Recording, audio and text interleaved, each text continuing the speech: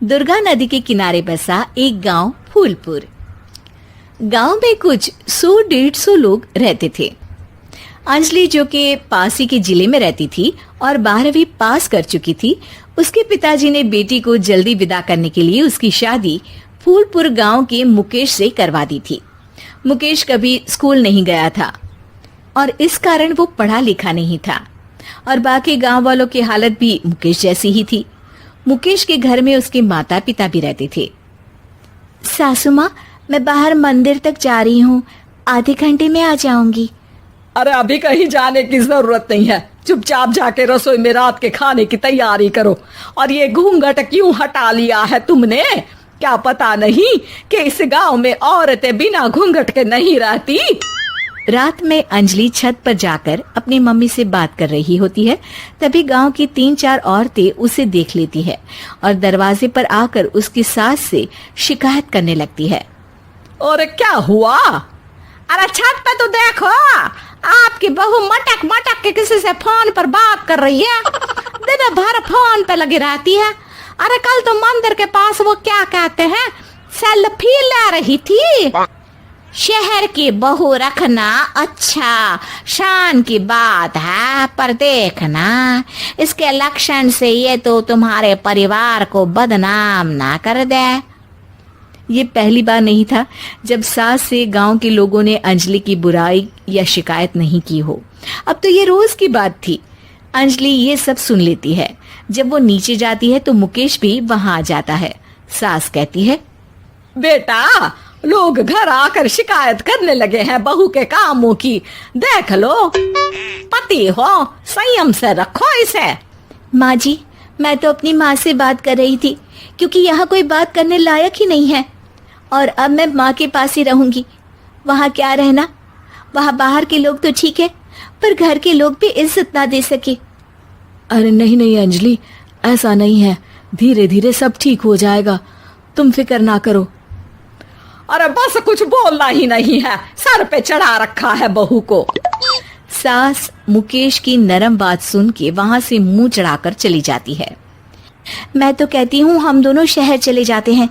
मैं पढ़ी लिखी हूँ, मुझे वहाँ नौकरी भी मिल जाएगी और थोड़े दिनों में आप भी वहाँ कुछ काम ढूंढ लेना। अरे नहीं नहीं अंजलि, हम यहाँ ना गांव का खेत, माँ पिताजी को छोड़कर शहर नहीं जा सकते। माँ पिताजी को कैसा लगेगा और गांव वाले क्या सोचेंगे? ये कहकर मुकेश सोने चला जाता है और अंजलि की गांव वालों द्वारा बुराई का सिलसिला बहुत दिनों तक चलता ही रहता है।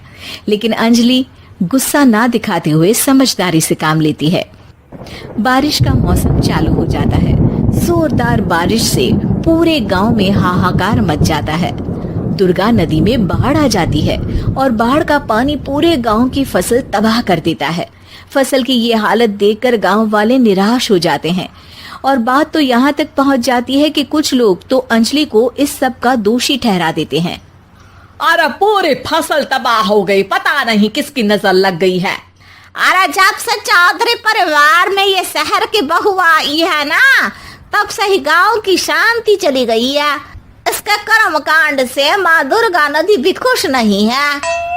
ये सब सुनकर बेचारी अंजलि रोते हुए अपने घर चली जाती है। कुछ दिन बाद सभी गांव वाले अपनी फसल का मुआवजा लेकर अपने अपने घर आते हैं। मुकेश भी 1500 लेकर आता है। अंजलि को जब पासबुक दिखाता है तो अंजलि हैरान हो जाती है। अरे, ये पासबुक में तो उन्होंने 4000 की एंट्री करी है और आपको सिर्फ 1500 दिए। सच में? अरे वो सरकारी अफसर आपको बेवकूफ बना रहे हैं। सरकार की तरफ से हमें 4000 मिले हैं, लेकिन बाकी का सारा पैसा खुद ही खा रहे हैं। आप लोग के अनपढ़ होने का फायदा उठा रहे हैं। ये सब सुनकर मुकेश परेशान हो जाता है, लेकिन अंजलि उसे हिम्मत से काम लेने को कहती है और सुबह होते ही मुकेश को पंचायत कार्यालय ले जाती है और साथ में गांव के और लोगों को भी। आप सरकारी बाबू क्या गांव के लोगों को बेवकूफ समझते हैं? आपको क्या लगता है ये पढ़े लिखे नहीं है तो आप कुछ भी मनमानी करेंगे? ये बेचारे दिन रात इतनी मेहनत करते हैं, ये हमारे अन्नदाता हैं और आप इनके साथ ऐसा धोखा करते हैं। अरे क्या बके जा रही है ये लड़की, किस धोखे की बात कर रही है? अपने कांड करके नदी माँ को नाराज करके हमारा नुकसान करके इसे चैन नहीं मिला क्या? सरपंच जी, इन सरकारी बाबू ने मुझे बेवकूफ बनाया है और मेरे हिस्से के पैसे खुद चट कर गए। बस ये सुनते ही सरपंच वहां से दुम दबाकर भाग जाता है। पता चलता है कि जनपद अधिकारियों ने गांव के सरपंच के साथ मिलकर सबके साथ धोखा किया है। सब लोगों का विरोध शुरू हो जाता है और आखिर में अधिकारी सब गांव वालों के हिस्सों के बचे हुए पैसे उन्हें लौटा देते हैं और कई दिन तक सरपंच गांव में लौटता ही नहीं।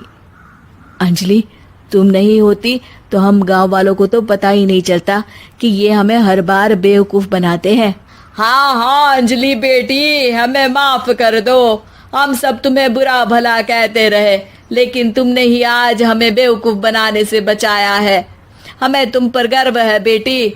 अब समझ आया कि सरपंच तुमसे नहीं, तुम्हारे पढ़े लिखे होने से नफरत करता था। क्यों ना इस बार हम अंजलि को ही सरपंच पद के लिए चुन ले? क्या कहते हो गांव वालों? पढ़ी लिखी सरपंच।